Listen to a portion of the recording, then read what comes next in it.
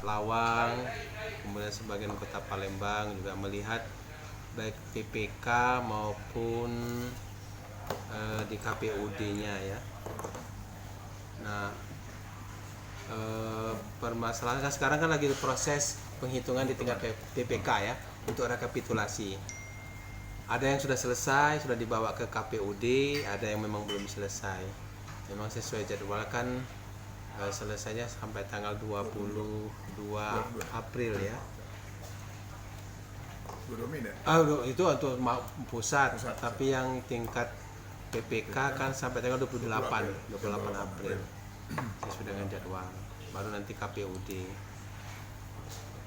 Nah, hanya persoalannya kadang-kadang gini yang saya perhatikan itu keamanan gudang ya, tapi memang kita pahami sehingga mengantisipasi tidak adanya terjadi persoalan-persoalan terhadap logistik pemilu di tingkat PPK. Memang kami mengerahkan anggota setiap PPK itu minimal 10 orang polisi yang menjaga, itu tingkat kecamatan ya.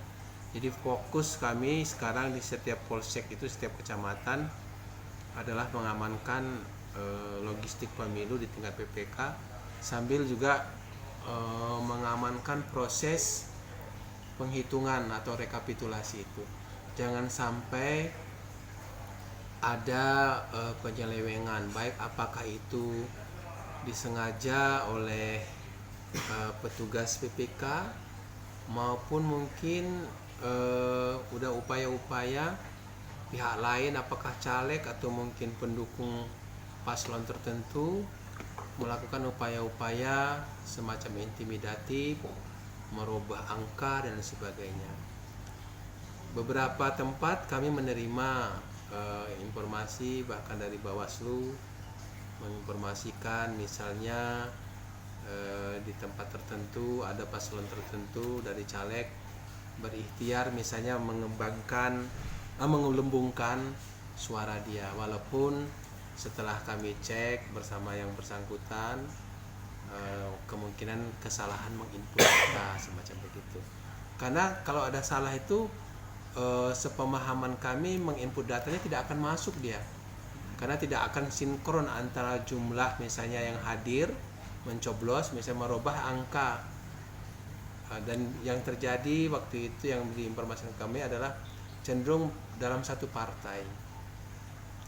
Ada juga misalnya di daerah tertentu kami mendapat informasi PPK-nya misalnya diancam dengan kata-kata, nanti kalau suara aku kurang awas kau, misalnya begitu. Artinya ada upaya-upaya, tapi walau demikian saya tanya kepada PPK-nya gara-gara itu takut apa enggak takut katanya. Artinya ya insya Allah mereka akan menjalankan tugas dengan sebaik-baiknya. Itulah kalau hasil pengecekan yang saya lakukan ya. Saya sebenarnya mengecek sebelum pencoblosan maupun setelah pencoblosan pada saat proses sekarang penghitungan di PPK.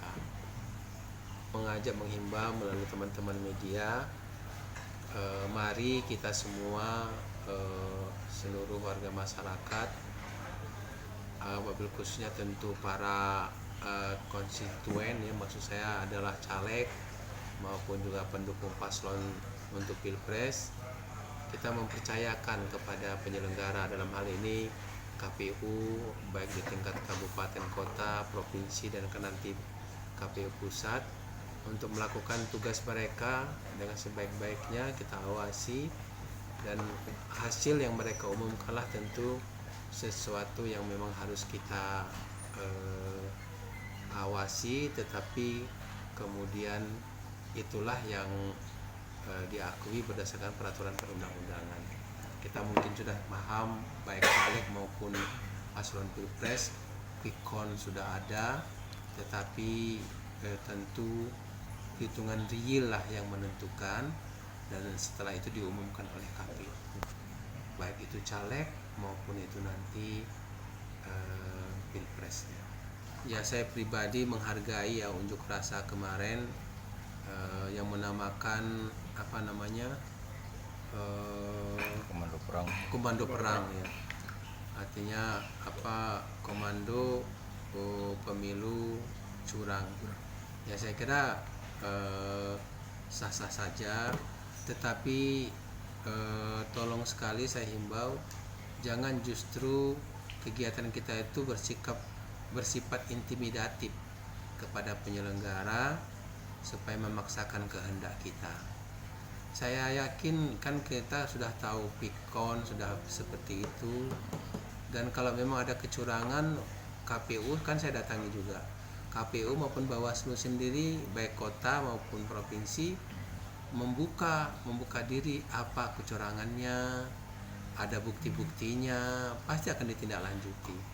Jadi jangan hanya karena kena hasut, isu-isu curang, tetapi ketika misalnya disuruh membuktikan di mana TPS berapa, apa yang dicurangin, itu tidak bisa dijelaskan. Kan itu yang terjadi. Ketika KPU bertanya di mana Bu, misalnya kapan, siapa, juga nggak bisa dijelaskan. Nah artinya itu kan dapat memancing sebuah situasi yang sesama di antara kita bisa saling bermusuhan, di antara kita saling mencurigai. Kan toh sudah berjalan, kita serahkan aja kepada penyelenggara, dalam hal ini KPU sedang menghitung sekarang di tingkat PPK, nanti KPUD, nanti KPU provinsi, kemudian KPU pusat.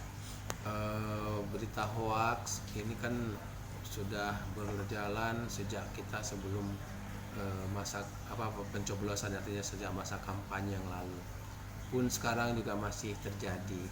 Nah saya berharap kita jangan cepat percaya. Semacam kemarin misalnya saya juga sempat terperengah ya, ketika dari Sripo misalnya memberitakan bahwa KPU provinsi dibakar katanya. Waduh, ternyata ya tidak. Dan yang foto yang diupload pun bukan foto di KPU, nggak tahu foto di mana itu.